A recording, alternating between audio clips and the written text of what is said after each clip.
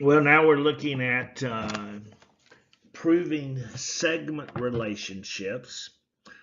And in this example, which is example 1, located on page 145 in your textbook, in this chapter section 2-7, proving segment relationships, we're going to use the segment addition postulate. This is what we're working on. Now, we're given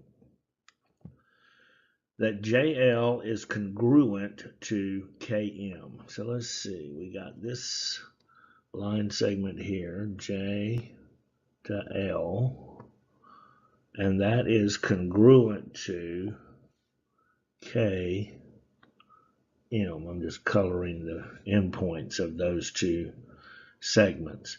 And then it says to prove that JK,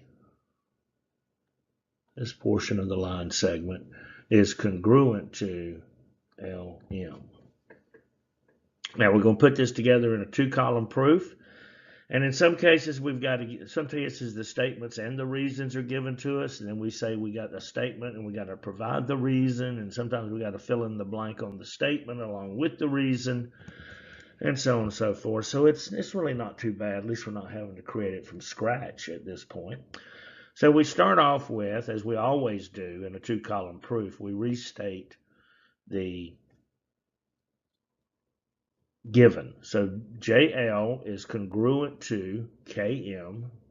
That's the given. And then we say that JL is equal to KM, and we got to provide the reason. Well, the reason here is the definition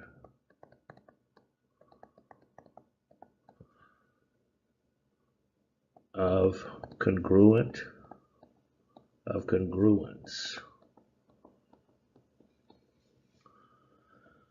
Okay, not too bad. Anytime you go from this to this or vice versa, you're going to use the definition of congruence.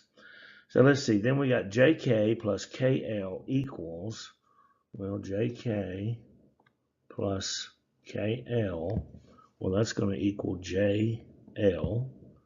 And then let's do this in another color. KL plus LM, well, that's going to equal KM. And that property is the segment addition postulate. And then let's see, we got JK plus KL. We're down here now. JK plus KL equals KL plus LM. And this is just substitution.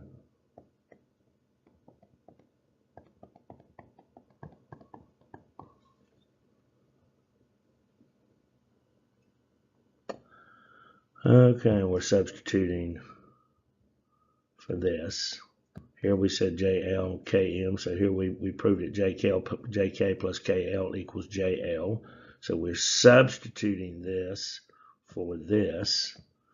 And here we're substituting this for this. This is why we call that substitution. Now let's say we're going down here to E. JK plus KL minus KL equals KL plus LM minus KL. Well, that's the subtraction property of equality. And then we would just have that JK equals LM. And that's substitution. This is after we cancel out from the subtraction property. And then this finishes up that segment JK is congruent to segment LM, which is, again, the definition of congruence. Sometimes these proofs get a little bit tedious.